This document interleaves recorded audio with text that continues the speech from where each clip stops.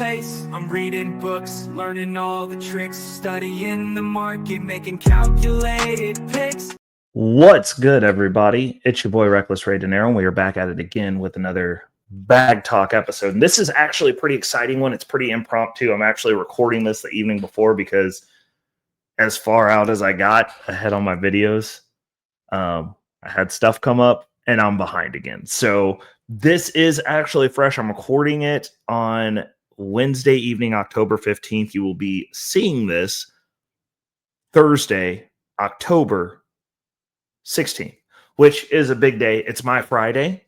Also, now Ulty pays on Thursday, which is my Friday. So it's actually, even though Ulty got moved, their distribution day got moved from actual Friday to Thursday, but it actually got moved to my Friday as far as my week is concerned. So that's pretty awesome. It allows me to get money into the market and Robinhood account and my Robinhood account faster because I'll actually be able to get moves made within the same week, which is awesome. So all of my payments now, I don't have a spillover day because at first, for a little while there, since I have Ulti as the predominant holding in both of my accounts as the base layer, I had a spillover from Robinhood because Robinhood pays after hours. So now it's going to pay after hours on Thursday. I'll get it on, be active with it Friday as soon as bell opens, which is awesome. Where am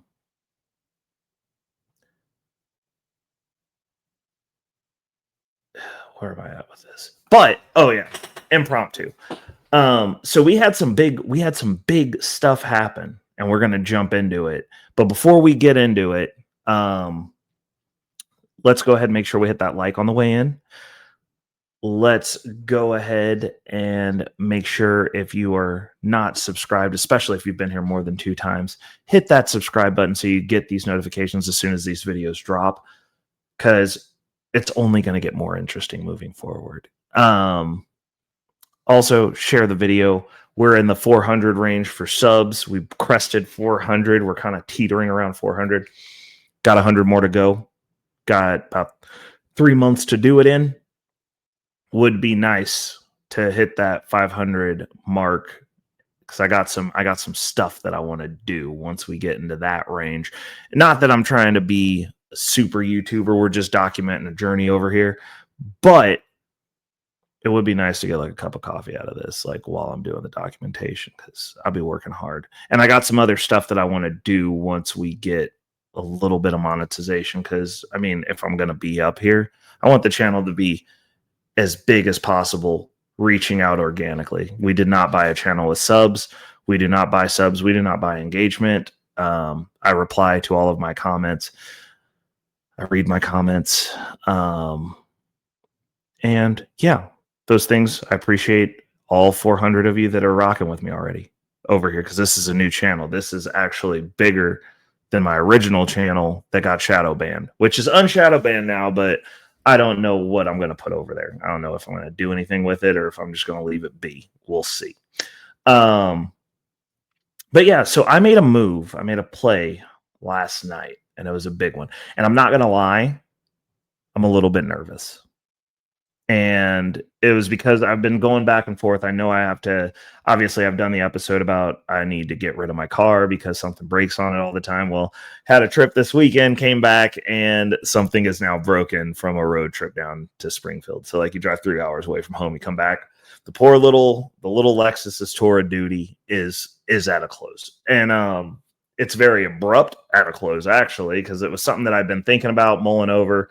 I was actually trying to put it off till the end of the month to see what the finances for this month looked like. And this has just pushed over the edge because I don't want to fix it. I want it gone at this point. And also that means I need to get a new car like this week, which has put a little pep in the step, if you know what I'm saying. It also had me mulling deeply over how I was going to go about getting that car, because the initial thought process that I had and what the plan was going to be was I was going to go ahead and wipe out most of my margin, let that pay down over the month, and then at the beginning of the month I was going to use margin from both of my brokerage accounts for the initial down payment on the car, and then I was going to get a small auto loan for 2 years.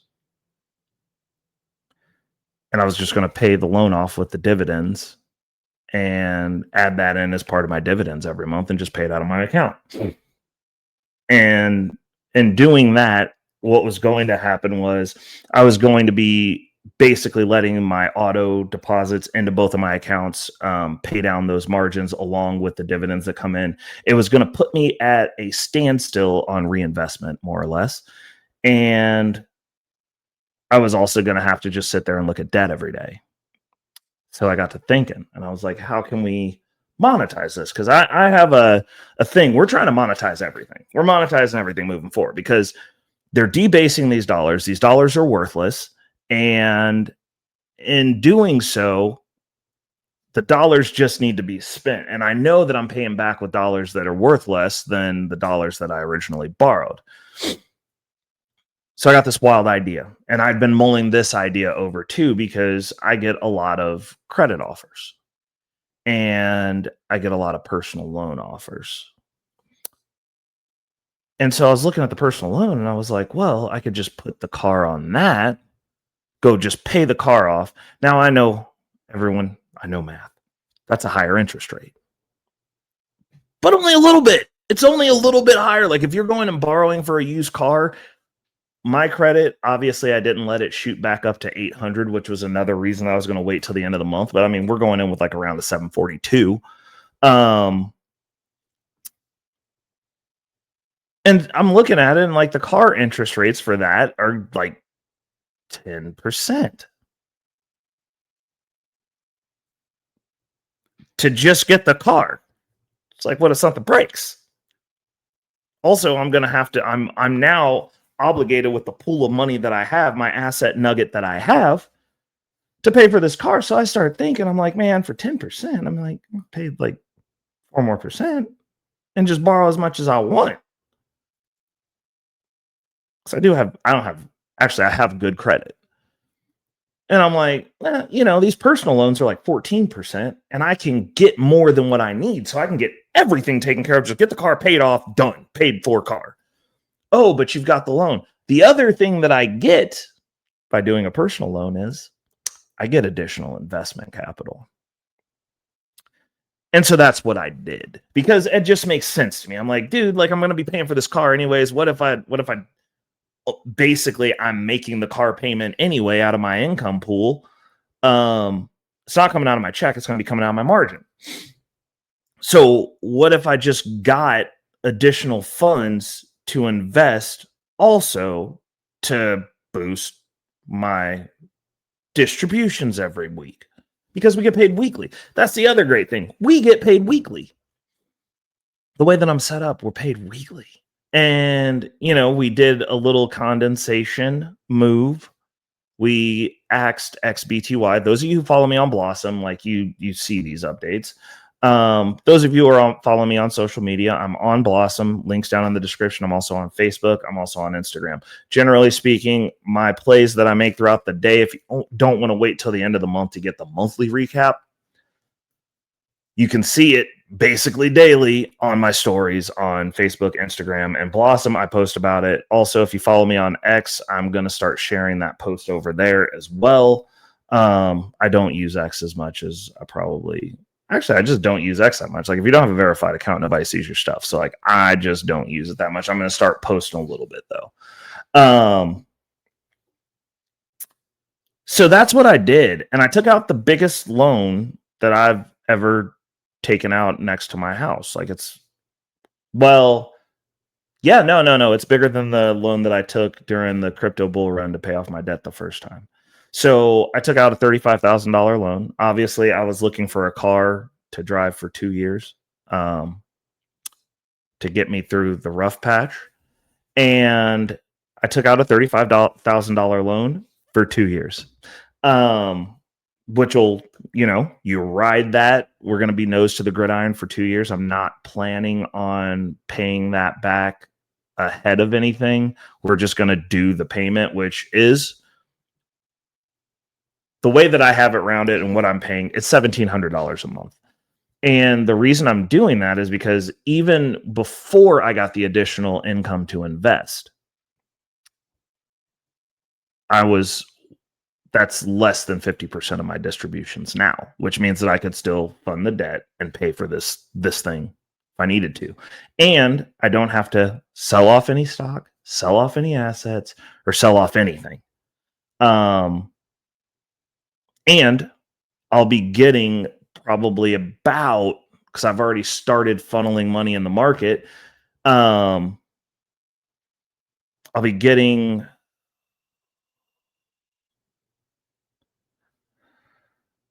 it should put me up over, I'd say $3,500 to $4,000 a month range, and break that up weekly. We're pushing towards 1,000 a week. Hopefully, I think that's going to be the goal, is to get to 1,000 a week. If I get to 1,000 a week, then this is nothing. It's like, okay, so you take a week and a half of distributions that goes towards the vehicle.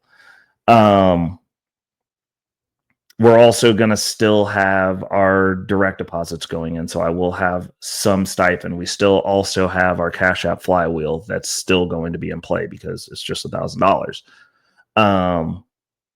And we'll probably be trying to utilize that Cash App flywheel to actually pay this payment once I get in accordance. Like next month, I'm going to probably just pull that from margin towards the end of the month and call it a day and get ahead on it. And then starting next month, since I can generally get two of those Cash App plays off a month at this point, we'll just front run, and the Cash App play will be used to predominantly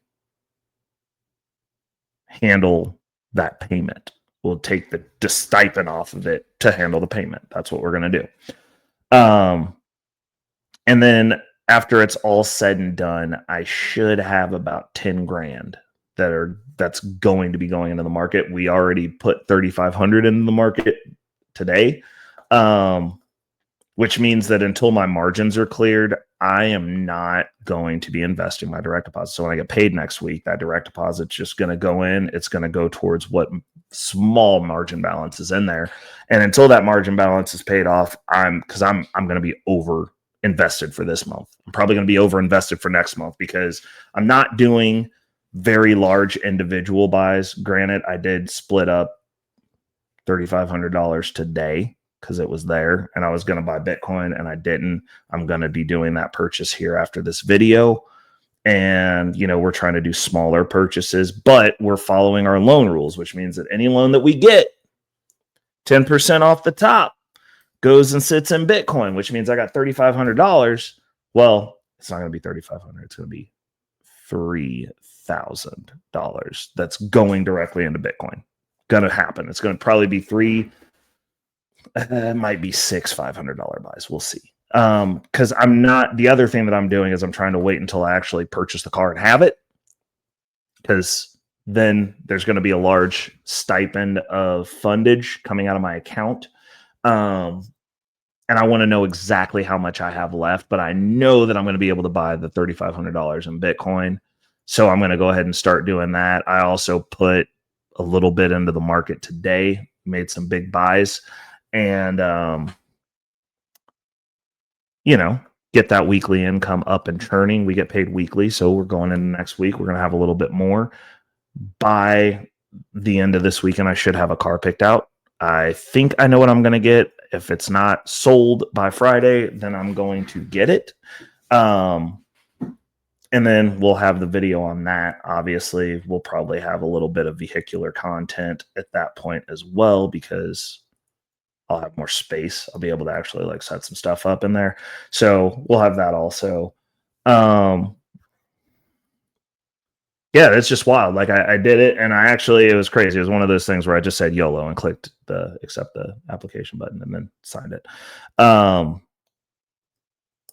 Because what else am I going to do? We got to figure out a way to monetize. We got to make a buck. Now, I understand they'll be like, oh, $1,700 a month. That's crazy. And it's like, well, yeah, but I'm going to be getting 10 grand to invest, which is a grand right there. And I was already making about $3,000 a month before that. So, and the way that I factor that is I try to have my with the current portfolio, I try to be at about 100%, 80 or higher. So yeah, there's a discrepancy there. It's like, okay, so you're getting like 10 plus grand, $3,000 in Bitcoin at these current rates. I'll also have that. And at the end of the loan in 2 years, because I'm totally fine paying that amount in 2 years for 2 years because I'm making that already.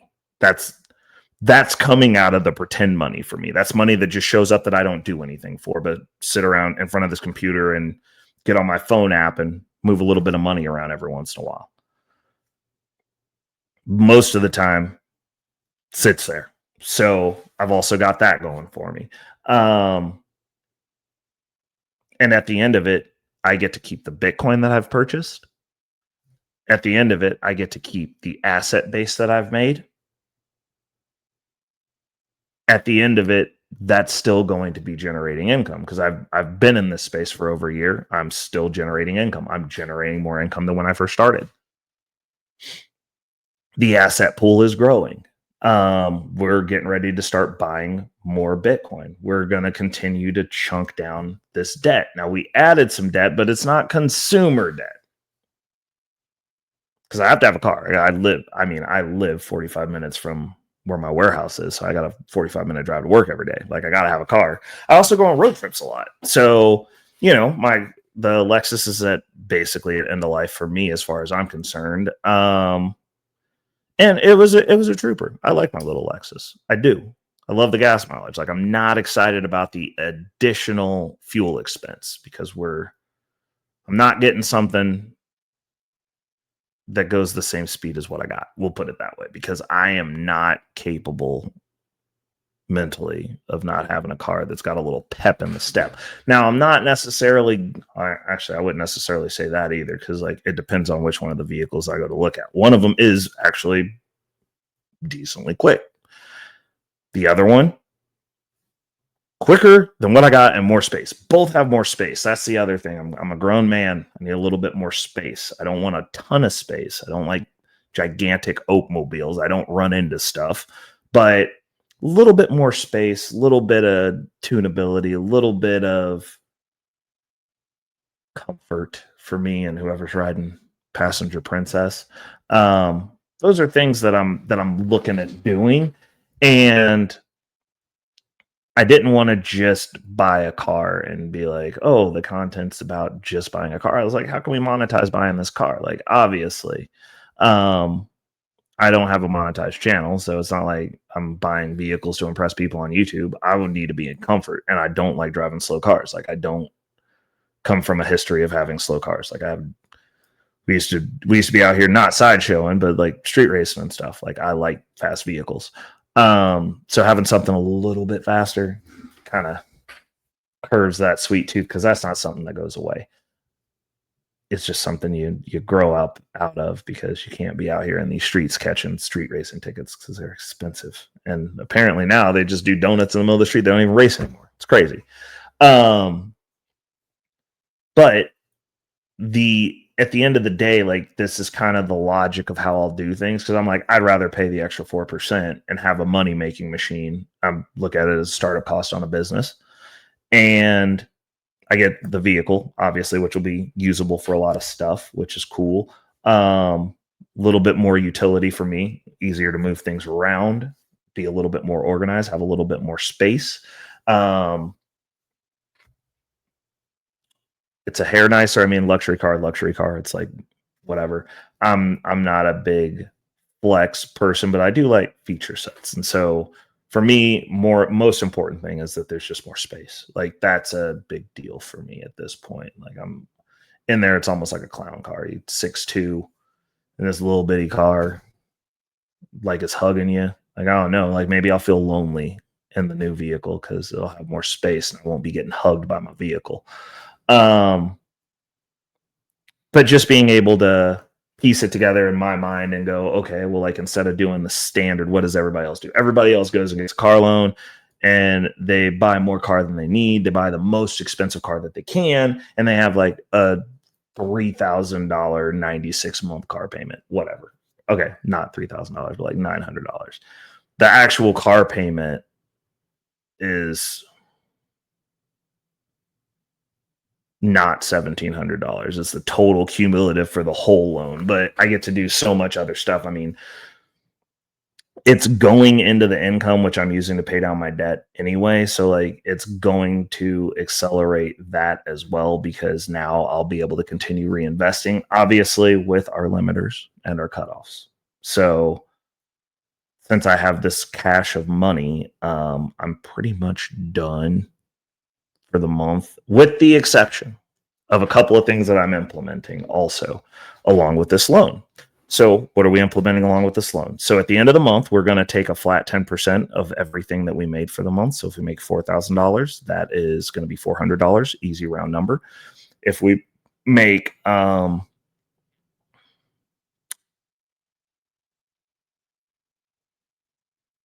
is it? Oh God, why am I doing this? If we make $3,000, it's going to be $300. I'm blanking out because it's the end of the day. And we're going to be starting to kick back up our Bitcoin purchases. The other thing that we're going to be doing is we're also, now that we have the cash reserve, we have our blocks position. We're going to keep that at 10%. So throughout the week, as I'm not buying, like as I have money coming in from distributions or whatever's left over out of that pit, because we have a bare minimum that we need to service our Cash App play. And obviously now looking forward, we'll be pulling whatever's left of that month's car payment, or loan payment. And as we're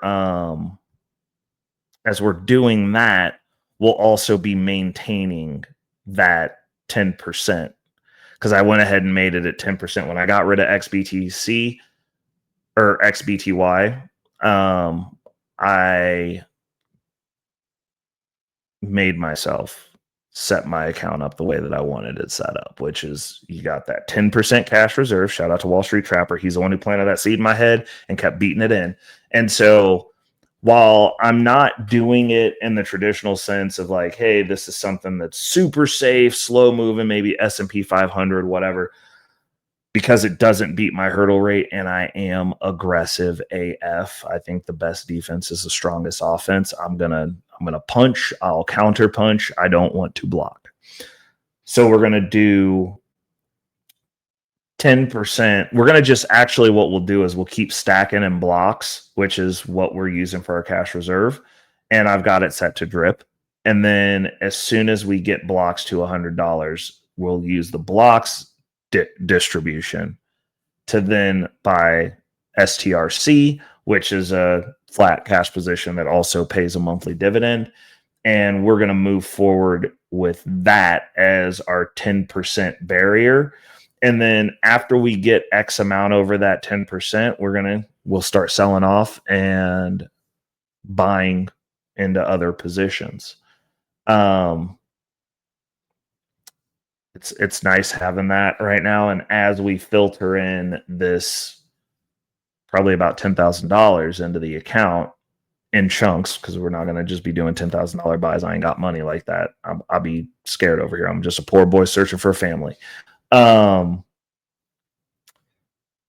We'll be making sure that we maintain that 10%. So like, some of those distributions, we're going to be rolling into getting up to that 10% at that point. Because that way, if it all blows up, if it were to all blow up, I've got multiple stops. I'll have the Bitcoin, which, Black Swan event, everything goes down. But I'll have Bitcoin. I'll have that. I'll have income, obviously. I'll also have the ability to sell off those ETFs, because we're not going to go to zero overnight. But the way that I'm looking at it is, what if everything goes right? What if we use the income? The income pays for the note. We still keep chipping away at that debt. Start knocking the debt off. After the debt's paid off, I have nothing left but this loan. And I don't think it's going to take 2 years to pay the debt off at the clip that we're going. We're working, got money coming in. We have margin to tap. My margin is no longer sitting at $4,000, because after we did the XBT after we got rid of the xbty, I cleared it. I got it down to it's 1,000. It's like we'll say, rounding up just for round numbers, it's $1,200. I got $1,200 in margin on my Charles Schwab right now, and that's a good spot to be in. We have very, very low margin over there. We're not supposed to be reinvesting, obviously, unless we have more income coming in to the portfolio. So like until I invest, I can't. I'm well over. Like this month's numbers are going to be stupid. It's going to be like my investment rate is going to be 100% because of this. But that means I shouldn't be buying anything else except for out of that pool of money. And I got to buy a car before I can really get into the pool any further than what I'm in the pool.